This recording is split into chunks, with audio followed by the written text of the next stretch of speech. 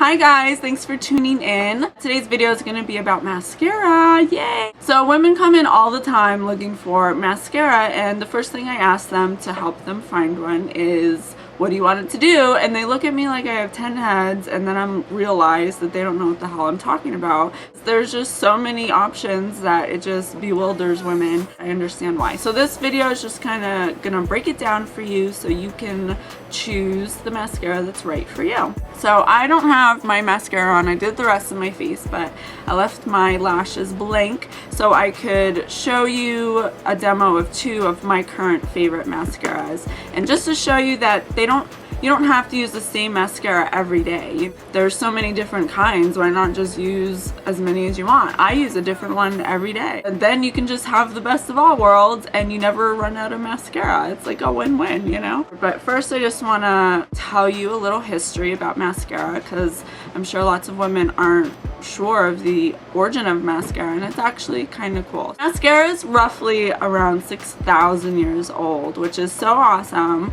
It's the oldest form of mascara that is recorded in our history, so that's really cool.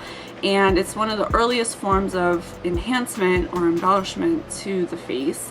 So it's kind of where our beauty fixation started.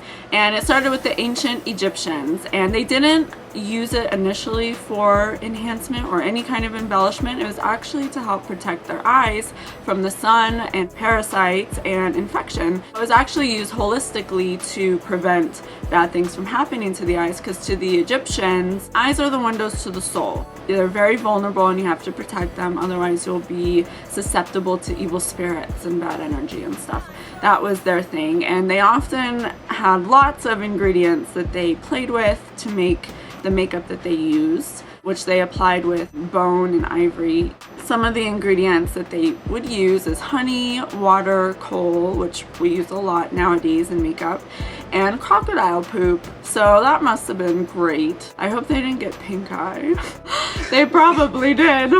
That plan backfired big time. And then, I don't know if you guys know history, but I happen to know that later on in the Egyptians' history, the Romans took over like big assholes and stole all their shit and ruined them forever. What they got out of it, what they stole, is mascara. But the Romans had this weird idea that if you had sparsity of lashes, then that made you some kind of hoe and you're promiscuous. So to them, they had to wear mascara to enhance their lashes so men would want to marry them. Otherwise, they were just whore bags. That's weird. I'd be such a hoe nowadays if that were true, because I got like one lash. I'm rocking one lash. That's what they did. Obviously that's not true, but you know, every era has its faults. We have a few. Anyway, Victorian women love their beauty routines. They actually did a lot of weird shit. That's another story if you want to know. Ask me, I'll tell you later. What they did was they crushed up lamp soot and they would create little ashes, and they would take the ashes and elderberry juice, which is a berry, and they would heat it up and then they would apply it with a brush to their lashes, and that was their form of mascara. And then in 1834, a man named Eugene Rimmel, which I'm sure sounds familiar to you if you've ever used the Rimmel London makeup products that you find in drugstores, he invented a formula that uses petroleum jelly, which had just been invented and patented in that time. So there was our new ingredient to use. So he invented petroleum mixed with coal, which is kind of almost what we're using now. Those ingredients are inside mascaras nowadays. And then in 1913, T.L. Williams started a mail order business in 1930 in the US that sold mascara, and he got the formulation from his little sister Mabel, which prompted him to make the business that we all know today as Maybelline. So that's how that started. In 1933, a lash dye was made, and it was called Lush Lash, and it claimed to permanently dye your eyelashes. But what it didn't tell you is that it could make you go blind and it could possibly lead to death. Since a lot of people did suffer from blindness and a couple people did die from this, it forced the Congress to grant the FDA the right to regulate all cosmetics from then on out, and to make sure that the cosmetics we put on are safe today and don't do those things. Everything that is on the market today has been FDA approved to be safe for topical use. So that was just a little fun history of mascara. I didn't say everything, it's like a long history, but I just tried to condense it a little and just share with you the main points. Let's talk about the forms of mascara. Old school mascara used to come in a pan-like substance. It was dry and it came with a brush that looked kind of like a toothbrush, and you would brush it across the cake and then you'd brush it on, and it was pretty messy, and of course you probably had to brush a lot on, I would imagine, for it to stick since it's a powder. But it eventually evolved into like a lotion based cream that came in a tube, and you would still squeeze it, on a brush almost like toothpaste, and then you'd brush it on, which was even messier, so that was pretty inconvenient. Another confusion is also drugstore brand versus high-end brand, and I just want to say again, preference.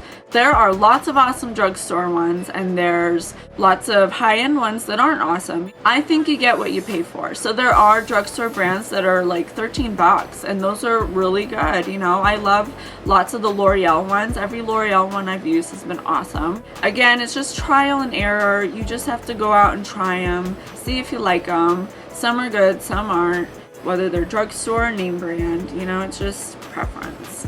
Want to go over the 4 main types of finishes for mascara, and they are volume, length, separation, and curl.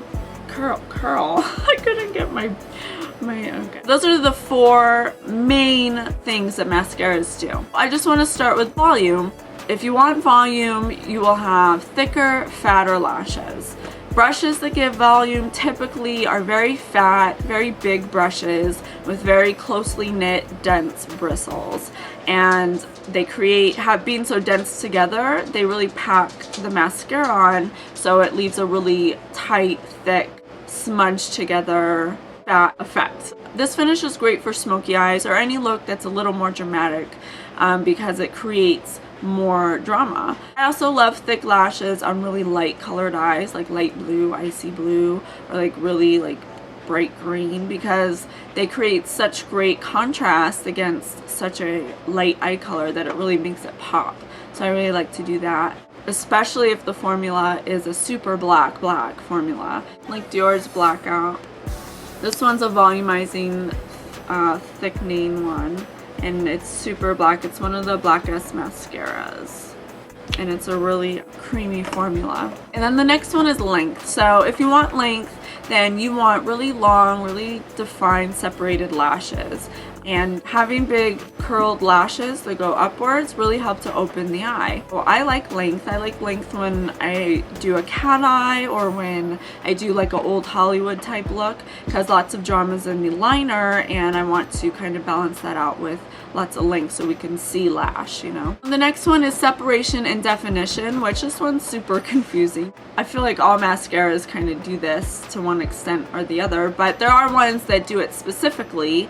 Basically, all it means is it's creating more of like a spider leg effect, you know, like very stretched out and far apart, very spidery. And usually brushes that have tight knit small clusters with big spaces in between them are the ones that are going to give that to you. And it's really good if you want a more natural look, or you have very minimal makeup on, or you just want some quick definition. Very good for the ladies who are minimalist and don't like to wear makeup. And a really good one is usually tubing mascaras. I like the Blink tubing mascara. It gives great separation and a little bit of length. That's all it does, and it has a nice brush on it. And then the other one is curling. I love curling. I love curling mascaras because typically curling mascaras give length anyway, so you kind of get the benefit of curl and then the benefit of length. So it opens the eye up, and if you find a really good one that curls, there's not many that I've tried. There's only 2 that make my grade, and one of them is Dior Show Iconic Curl. This curls like a mother. It is awesome. It has this curved brush, and I love it so much. It works so well that even if I do a client's makeup and I don't want to curl their eyelashes, this will curl it. You don't even need an eyelash curler. Any of Makeup Forever's mascaras are awesome. They curl so good. They do a little bit of everything, but they curl awesomely. Those are the only two that have really made me go, wow. Usually mascaras that curl will have a bump in their brush, and you typically want to use the bump side to make it more curl, and we say bumping it up. You put the bump on the lash and then you bump it up, and that's what's gonna help curl the lash. Nowadays there's mascaras that do everything all in one. There's ones that volumize, lengthen, curl, separate, and some that are waterproof, some that are water resistant. One of my favorite all-in-ones is the Lights Camera Lashes by Tarte. As you can see, the brush, it's small but it's dense yet separated, and the smallness of the brush will really help to get length. It's a really good all-in-one. It's also conditioning if you have brittle lashes. That's a really good one. Another good one that everybody loves is They're Real by Benefit. This one is your all-in-one. It does a little bit of everything and it's water resistant. And this brush is really cool because it has a 360 ball on the top,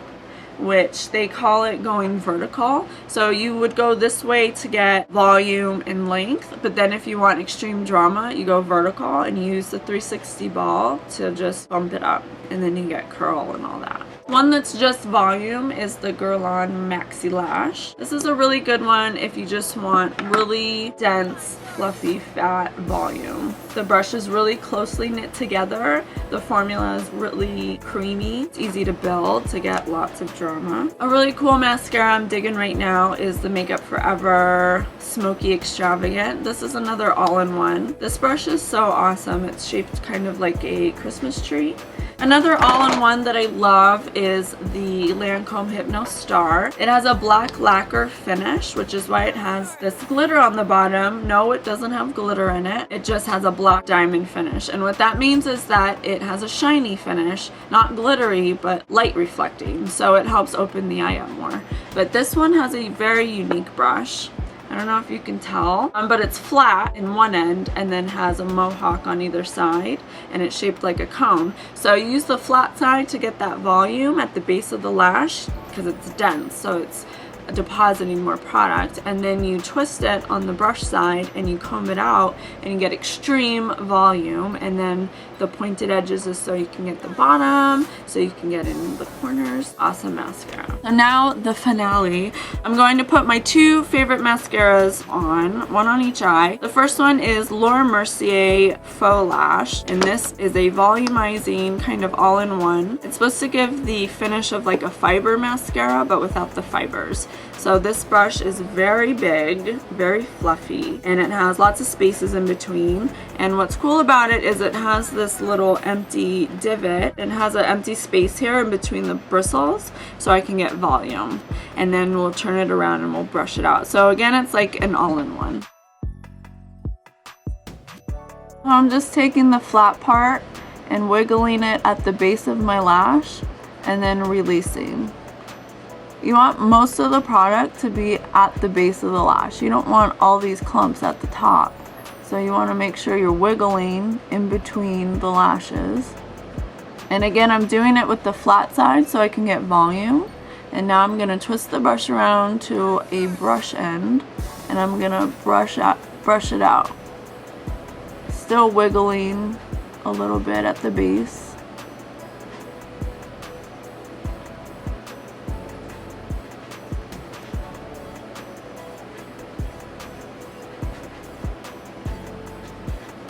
And there you go.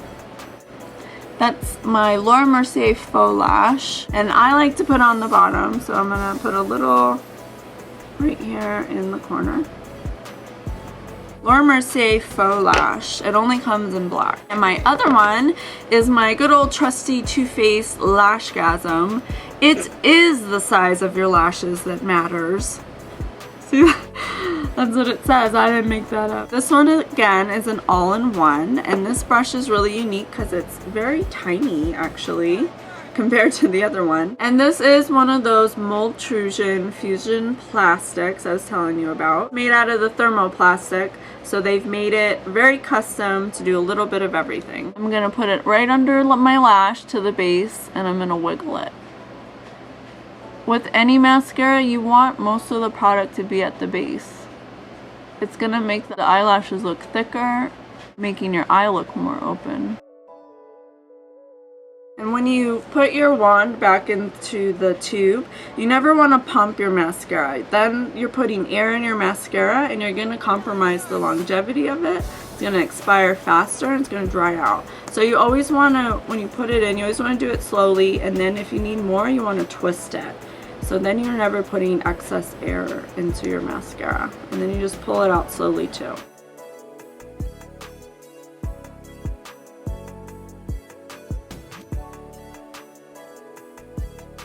Alright, and there you go. Now this one does a little bit of everything too, just with a different brush. This one, as you can see, it's just more fluffier, it's a little more dramatic, and this one's more darker, it's more defined. So you can wear it either way, there's no right or wrong, both of them look awesome, they're just different. That's it. So I really hope that helped clear up the air about mascaras, and I hope it makes it easier to choose one. If you have any questions about any of the mascaras I talked about or I showed you, please let me know. And as always, thank you for watching, and I'll see you next time. Bye!